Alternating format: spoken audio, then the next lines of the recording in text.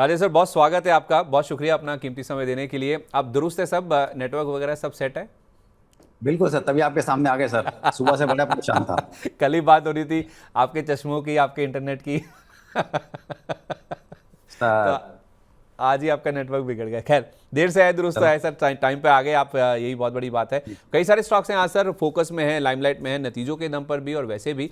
तो इसमें सबसे पहले एक स्टॉक है सर बायोकॉन का। बायोकॉन में कल एक ब्लॉक डील हुई थी सर, जिसमें माइलन ने अपनी हिस्सेदारी बेची थी। उसका इंपैक्ट हमने बनता हुआ देखा था। परसों हुई थी, उसके डिटेल्स कल आए थे।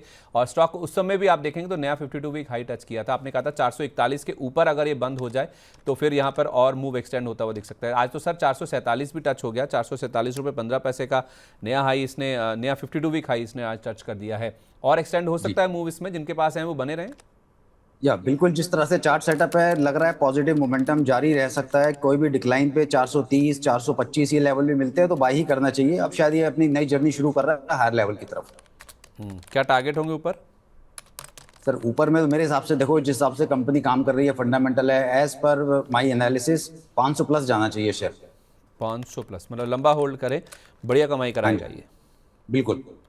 ठीक है। इसके साथ साथ अच्छा, अभी मेरे जो सहयोगी हैं कमलेश जी, वो बता रहे हैं कि इसकी बोर्ड मीटिंग भी होने वाली है, ये QIP के ऊपर भी विचार करने वाले हैं। तो कुछ फंड रेजिंग का भी इरादा है बायोकॉन का, उसका भी इम्पैक्ट आज देख रहे हैं हम स्टॉक के ऊपर देखने को मिल रहा है। तो 500 प्लस के टारगेट्स के लिए आप बायोकॉन में चाहें तो फ्रेश खरीदारी कर सकते हैं। अगर नीचे थोड़ा सा डिप पर मिले 420 425 की रेंज में अगर आप मिलता है तो। जना स्मॉल फाइनेंस बैंक सर, इसको देखिए, नंबर्स इनके बहुत शानदार आए हैं। 52% मुनाफा बढ़कर आया है। NII में भी 33.6% का जंप है। ग्रॉस NPA कम होकर आए हैं तिमाही आधार पर, और नेट NPA में भी हमने देखा है कि स्थिरता देखने को मिली है। 0.91% के आसपास के नंबर्स इन्होंने इस बार रिपोर्ट किए हैं। कई सारे स्टॉक्स हैं सर जो कि नंबर्स के बेसिस पर आज रिएक्ट करते हुए दिख रहे हैं, और उसमें ये भी एक नाम है। 3% के आसपास का आपको अभी भी बचा है। 521 तक चला गया था एक समय, लेकिन वहाँ पर टिक नहीं पाया। थोड़ी मुनाफा वसूली हो रही है। ये जितना डिप्स मिल रहे हैं, खरीदने का मौका है या फिर निकल जाए जो भी मिल रहा है लेकर? संदीप जी, आवाज नहीं आ रही है आपकी, मैं सुन नहीं पा रहा हूँ आपको। जना स्मॉल फाइनेंस बैंक सर, हाँ जी 521 का हाई लगा था नंबर्स के बाद, टिक नहीं पाया, क्या करें इसमें? सर, देखिए 465 जो एक बहुत अच्छा लेवल है, किसी भी डिक्लाइन पे मिलता है तो वहाँ ले सकते हैं। चार्ट सेटअप बुलिश है, सारे इंडिकेटर ये बता रहे हैं कि बायो डिक्लाइन काउंटर है। जब तक 430 रुपए के नीचे नहीं जाएगा तब तक सेल तो नहीं बनेगा। किसी भी डिक्लाइन पे लेके चल रहे हैं तो 20 डे मूविंग एवरेज का स्टॉप लॉस लगा सकते हैं, जो अभी 465 470 की रेंज में आता है। तो वहां तक आता है तो बाय कीजिए, उसके नीचे क्लोज हो जाए तो एक बार छोड़ देना, अदरवाइज काउंटर बुलिश हैंड में है और ऊपर ही चलेगा। ठीक है। MV फोटोवोल्टिक सर, इसको देखिए एक बार। MV फोटोवोल्टिक पिछले हफ्ते आई थिंक थर्सडे या फ्राइडे को हमारे साथ महेश जी जुड़े थे। महेश सर कह रहे थे, जब मैंने पूछा था कोई स्टॉक बताइए अगर खरीदने के लायक है, तो वो कह रहे थे कि MV फोटोवोल्टिक खरीद लीजिए। आज बहुत ही शानदार मूव है, 9% की तेजी है। 368 रुपये पर स्टॉक खड़ा है और 475% का वॉल्यूम राइज है 2 हफ्ते के एवरेज के हिसाब से अगर आप देखें। सर, इतने वॉल्यूम्स के साथ ये जो अप मूव बन रहा है, क्या ये सस्टेन होता हुआ नजर आएगा और एक्सटेंड हो सकता है? तो 372 का एक ऐसा लेवल होगा जिसके ऊपर सस्टेन करेगा तो ये रैली और बढ़ती हुई दिखेगी। पर जिस तरह से अभी गैप अप खुलने के बाद ये और ऊपर गया है तो हो सकता है कुछ दिन ये साइडवेज हो जाए। पर चार्ट सेटअप पॉजिटिव है, लेकिन जब तक लोअर लेवल पर ये 330 रुपए के ऊपर है, स्ट्रांग है। और जब तक ये 315 रुपए के ऊपर है तब तक ये सेल में नहीं है। तो अब आप इसको 372 के ऊपर की क्लोजिंग, फ्रेश ब्रेकआउट और फ्रेश रैली इसके अंदर बन सकती है, जो कि और कम से कम 30 से 40 रुपए लेके जाएगी। ठीक है। ABB इंडिया देखिए सर, ABB इंडिया वैसे तो हाई टिकट साइज वाला काउंटर है। 7,867 रुपये का इसका प्राइस है। 9% का अपमूव है। इनकी शायद पेरेंट कंपनी के नंबर्स आए हैं सर, मेरे साथ शायद लोकेश जी शेयर भी करके गए हैं, जिस वजह से हम देख रहे हैं कि आज इतना बड़ा मूव स्टॉक में देखने को मिल रहा है। तो Q2 के नंबर्स उन्होंने रिपोर्ट किए हैं, जो इनकी पेरेंट कंपनी है, उनके नंबर्स अनुमान से बेटर आए हैं, और एक बड़ा एक्विजिशन का भी अनाउंसमेंट उनकी ओर से किया गया है। तो इनका जो अबिड्डा आया है वो 20% बढ़कर $1.93 बिलियन पर इन्होंने रिपोर्ट किया है, और $1.88 बिलियन का उसका अनुमान था। और एक बड़ा एक्विजिशन है $5.5 बिलियन का, ब्रिटिश ऑटोमेशन कंपनी रोटर के नाम से, जिसका इम्पैक्ट हम देख रहे हैं कि ABB जो पेरेंट कंपनी उस पर भी दिख रहा है, और ये जो इंडिया लिस्टेड कंपनी है उसमें भी देखने को मिला है। सर, ये मूव और एक्सटेंड हो सकता है? अच्छे खासे वॉल्यूम्स के साथ आज स्टॉक चल रहा है। बिल्कुल हो सकता है, आज बेशक ना हो लेकिन आने वाले दिनों में ये मूव और एक्सटेंड होगा। 7,000 के ऊपर जब तक ये काउंटर है, इसको बेचने की तो गलती मत कीजिए। किसी भी लोअर लेवल पे इसको ऐड कीजिए। आज बहुत अच्छा ब्रेकआउट है वॉल्यूम के साथ, सारे इंडिकेटर बुलिश है, तो मैं एक्सपेक्ट कर रहा हूँ कि रैली कंटिन्यू करेगी। तो फिर होल्ड करें या नया भी लिया जा सकता है? अभी अभी होल्ड कीजिए, किसी भी डिक्लाइन पे अगर आपको यहाँ से 200-300 रुपए नीचे मिलता है तो आप 7,000 के स्टॉप लॉस के साथ किसी भी डिक्लाइन पे बाय बना सकते हैं। मतलब ये 7,400 के आसपास कहीं मिल जाए हैं। देखिए एग्जैक्ट लेवल अगर मैं आपको बताऊं तो करीब करीब बिल्कुल एग्जैक्ट, आपने बिल्कुल सही पकड़ा सर, आप भी टेक्निकल के उस्ताद हैं सर। 7,400। नहीं, मैंने तो आपके सुन के बोला सर, टेक्निकल मुझे देखना आता होता तो फिर बात ही क्या थी। अरे संदीप भाई चलिए। तो आप कह रहे हैं कि 7,000 का सपोर्ट है, 7,000 के आसपास का स्टॉप लॉस लगा के 7,400 के आसपास मिल जाए, वहां पर आप खरीदारी करके चल सकते हैं। इसके साथ साथ दीपक फर्टिलाइजर, आपने दीपक नाइट्राइट बोला था सर या दीपक फर्टिलाइजर, कोई तो एक स्टॉक दिया था, आज दीपक फर्टिलाइजर चल रहा है अच्छे वॉल्यूम्स के साथ। सर मैं दीपक नाइट्रेट बोला था, वो 1650 वाला 1764, 104 रुपए 114 रुपए बढ़ चुका है एक्चुअली बाइंग के बाद। तो अगर किसी को हल्का फुल्का प्रॉफिट बुक करना है तो करे, नहीं तो अभी टारगेट इंटेक्ट है 1800-1900 रुपए। तो अब रही दीपक बात तो दीपक तो सही जी, है सर, नाइट्राइट की जगह फर्टिलाइजर चल गया। अरे सर देखो दीपक में रोशनी तो रहेगी रहेगी, बस आपको अच्छे समय पे उठाना है। अच्छा। दीपक फर्टिलाइजर की सर मैं बात करूं तो देखिए कि अपने रेजिस्टेंस के पास है, इसका जो रेजिस्टेंस आ रहा है ना वो कहीं आता है सर 1655 के आसपास। अगर 1655 के ऊपर क्लोजिंग मिल जाती है तो फ्रेश ब्रेकआउट रहेगा, अदरवाइज किसी के पास पोजीशन है तो आप एक बार 1650-55 के आसपास बुक कर लें। लोअर लेवल पे भी अगर आप देखते हैं तो 1570 1575 का एक अच्छा लेवल होगा बाय करने का, तब स्टॉप लॉस आपका बैठेगा 1480 रुपए। तो नीचे लिया है तो मुनाफा वसूली कीजिए, और 1655 के ऊपर अगर निकल जाएगा सो दीपक फर्टिलाइजर तो फिर यहाँ पर तेज़ी और एक्सटेंड होती हुई नजर आ सकती है। 3-4 स्टॉक्स और हैं सर जो कि आज खबरों के चलते फोकस में है। एक तो एचडीएफसी बैंक, राजीव कुमार जी इनको पार्ट टाइम चेयरमैन के रूप में नियुक्त करने की मंजूरी आरबीआई की ओर से आ गई है। 3 साल के लिए ये अप्रूवल आया जो कि 15 जुलाई कल से ही लागू हो गया है। एचडीएफसी बैंक में क्या करें सर, दोनों कंपनियां, इस ग्रुप की जो 2 कंपनियां हैं एचडीएफसी लाइफ, एचडीबी फाइनेंशियल, इनके नंबर्स भी आए हैं, नंबर्स अच्छे आए हैं, और उसके साथ साथ पेरेंट कंपनी जिसके नंबर शनिवार को आने वाले हैं, कई सारे बैंकों के नंबर आने वाले हैं। एक बार अगर आप रिजल्ट कैलेंडर दिखा देंगे ना तो उसमें दिख जाएगा। ये एचडीएफसी बैंक में क्या करना है सर, लंबा टाइम हो गया सर कंसोलिडेशन का, अंडर परफॉर्मेंस का। तो देखिए चार्ट सेटअप पे लग रहा है कि बॉटम फॉर्मेशन हो रहा है, लेकिन बॉटम फॉर्मेशन के बाद क्या वो रैली ऊपर जाएगी या ये बॉटम फॉर्मेशन का लोअर लेवल फिर से टूट जाएगा? तो चार्ट पे अभी ऐसा कोई सिग्नल नहीं है। एक इसने ब्रेकआउट लेने की कोशिश की थी 6 जुलाई को, उसके बाद से अगले दिन से फिर ऊपर से वापस नीचे आने लगा है। तो सपोर्ट के आसपास चल रहा है, 800 का सपोर्ट है। कोई फ्रेश पोजीशन बनाना चाहे तो 770 के स्टॉप लॉस से बना ले, लेकिन मैं पर्सनली इस काउंटर को अवॉइड करता हूं क्योंकि ज्यादा पैसा इसमें बनता नहीं है। अपनी आदत गंदी हो चुकी है सर, जल्दी लेना जल्दी कमाना, तो उस कैटेगरी में ये आता नहीं है स्टॉक, तो इसलिए मैं एचडीएफसी बैंक को लेता नहीं हूँ। अच्छा, अगर प्राइवेट बैंकों में किसी को रहना ही है तो कौन सा नाम ज़्यादा बेटर है? आज ना जेफरीज की रिपोर्ट आई है, मैं रिपोर्ट डिटेल में तो नहीं पढ़ पाया, लेकिन पीएसयू बैंकों के मुकाबले वो कह रहे हैं कि उनको प्राइवेट बैंक्स ज़्यादा पसंद है। पीएसयू बैंकों की शायद अर्निंग्स उतनी ज़्यादा ग्रो ना करे तेज़ी से जितनी प्राइवेट बैंक्स की ग्रो करेंगी। सर इस लिस्ट में, प्राइवेट बैंकों की लिस्ट में आपके चुनिंदा पसंदीदा नाम कौन से हैं? देखिए प्राइवेट बैंक में अगर आप जाएं तो जैसे साउथ इंडियन बैंक बढ़िया है, फेडरल बैंक है या कर्नाटका बैंक है, ये सब बैंक है जो अच्छा प्रॉफिट दे सकते हैं।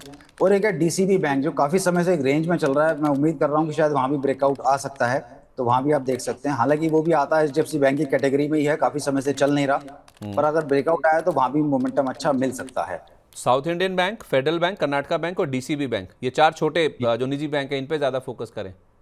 हाँ जी, ठीक है, तो एचडीएफसी बैंक में अगर आपको लेना ही है तो 770 रुपये का स्टॉप लॉस लगा के आप ले सकते हैं। वैसे अगर आप अवॉइड करें तो ज़्यादा बेटर है, और इन 4 जो छोटे बैंक्स हैं इनमें फोकस करें तो ज़्यादा बढ़िया है। साउथ इंडियन बैंक है, फेडरल बैंक है, कर्नाटका बैंक है और डीसीबी बैंक, ये 4 नाम आपको बताए गए हैं जहाँ पर आप ज़्यादा फोकस करके चल सकते हैं। एनटीपीसी ग्रीन और अदानी पावर, 2 पावर स्पेस की कंपनियां हैं सर, इनको भी देखिए जरा। अदानी पावर फिर से चलने लगा है। एनटीपीसी ग्रीन एक बार देखिए, सेकी से एक विंड टेंडर प्रक्रिया के लिए इनको विंड पावर प्रोजेक्ट मिला है 50 मेगावाट का।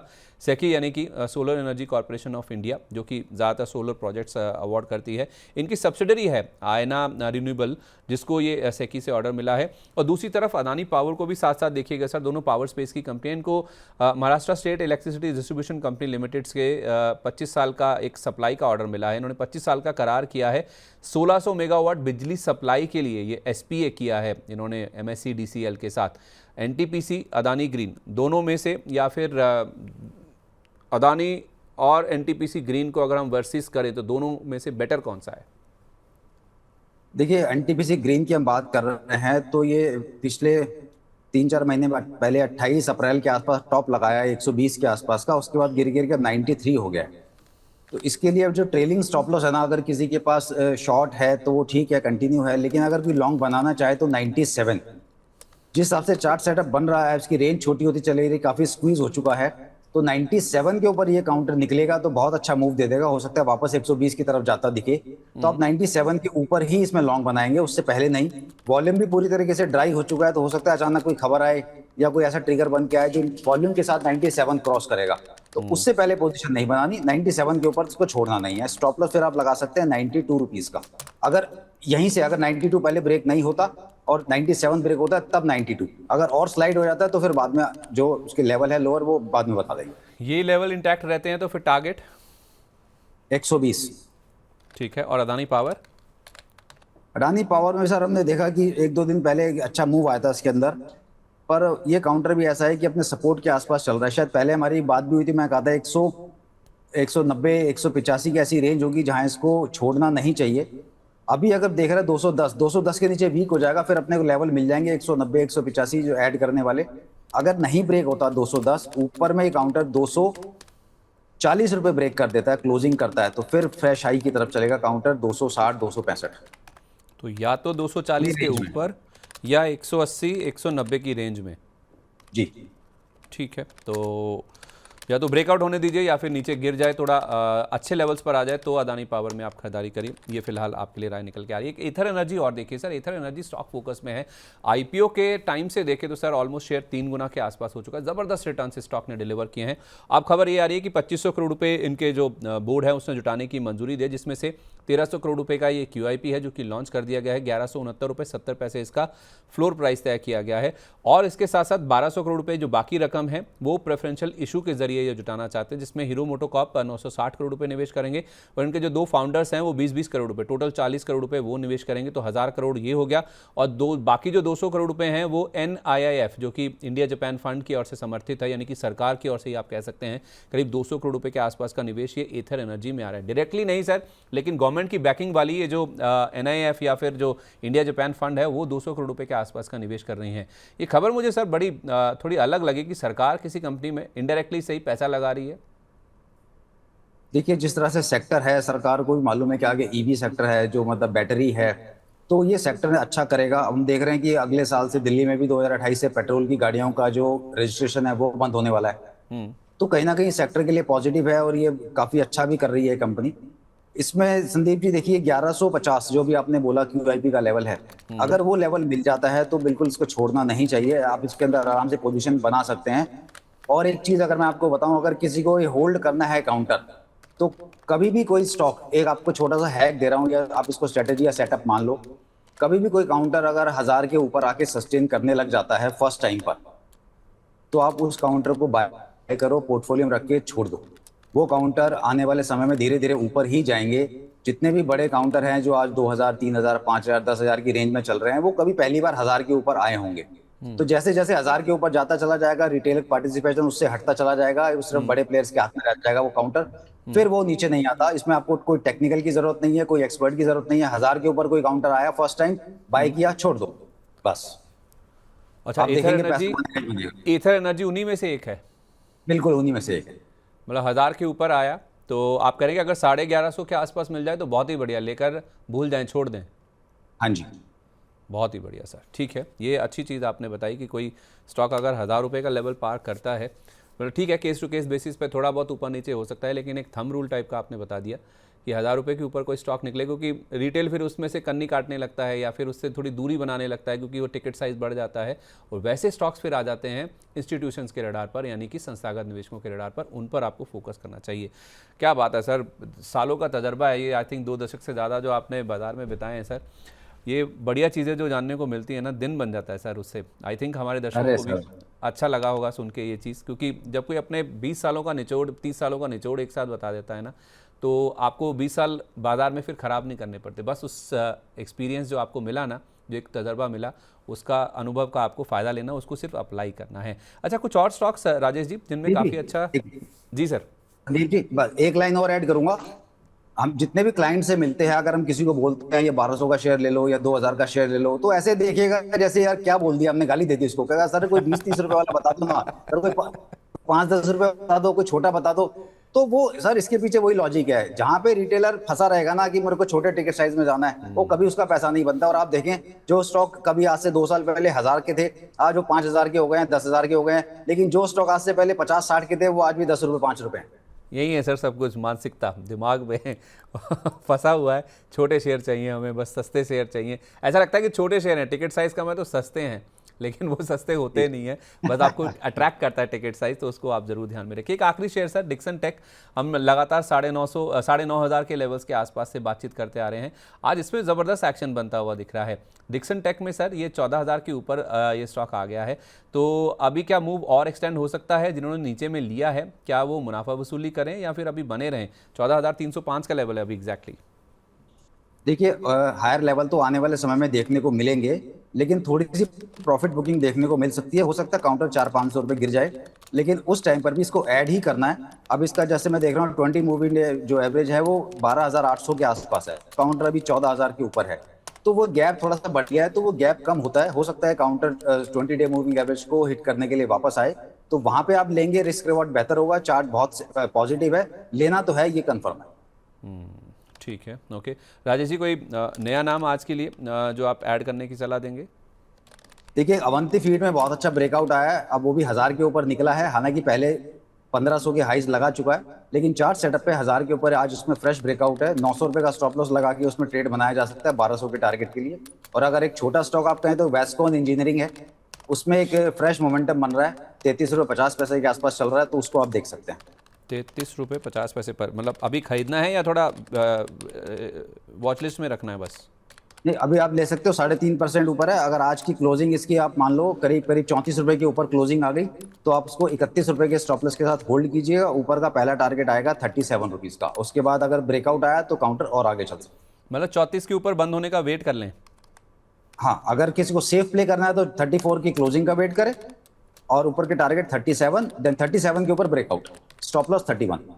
स्टॉप लॉस 31 का, अगर 34 के ऊपर बंद हो जाए तो इसमें आप खरीदारी कीजिए। अवंती फीड्स आप करेंगे, स्टॉप लॉस 900 का, 1200 का टारगेट है उसमें। इन लेवल्स पर, मौजूदा लेवल्स पर ही ले लें? यहाँ भी ले सकते हैं, किसी भी डिक्लाइन पे भी ले सकते हैं। अच्छा, मतलब ऐड करते चलें, कोई ऐसी दिक्कत की बात नहीं। अभी 1026 के आसपास है, परफेक्ट है। तो आप कह रहे हैं कि फ्रेश ब्रेकआउट आया। हाँ, कल मैं आपसे पूछने भी वाला था इनफैक्ट, क्योंकि कल हमारी ऑफ द रिकॉर्ड बातचीत हो रही थी सर, आपने कहा भी था कि अच्छा मूव बन रहा है इसमें। अच्छा हुआ आपने मेंशन कर ही दिया। तो अंति फीड्स में आप चाहें तो खरीदारी कर सकते हैं, और उसके साथ साथ वेस्कॉन इंजीनियर्स। बहुत शुक्रिया आपका राजेश जी, अपना कीमती समय आज हमारे साथ शेयर करने के लिए। और थोड़ा ऊपर वाले से भी आज शुक्रिया है सर कि आपका इंटरनेट चला दिया, आपसे बातचीत होगी, वरना मैंने वरुण जी से रिक्वेस्ट किया था कि अगर वो एक्सटेंड कर लेते। जिन भी स्टॉक्स पर चर्चा हुई है सर, उनमें कोई डिस्क्लेमर जाने से पहले? जी देखिए, जिस पे बात करी है उसमें मेरी कोई पर्सनल पोजीशन नहीं है। अवंती फीड हम अपने क्लाइंट्स को भी दिया है, और इसके अलावा कोई भी स्टॉक है ना मेरे पर्सनल पोर्टफोलियो में है, ना किसी फैमिली मेंबर के। क्लाइंट्स को हम टाइम टू टाइम रिकमेंड करते रहते हैं, कोई भी ट्रेड लेने से पहले अपने वित्तीय सलाहकार की राय ले ले, स्टॉप लॉस लगा के बिना काम ना करें, एमटीएफ को अवॉइड करें, और स्टॉप लॉस का ध्यान रखते हुए पोजीशन को ट्रेल करेंगे तो ज़्यादा बेहतर है। Thank you. चलिए, बहुत शुक्रिया आपका sir, thank you so much अपना कीमती समय देने के लिए। Wish you a very good day.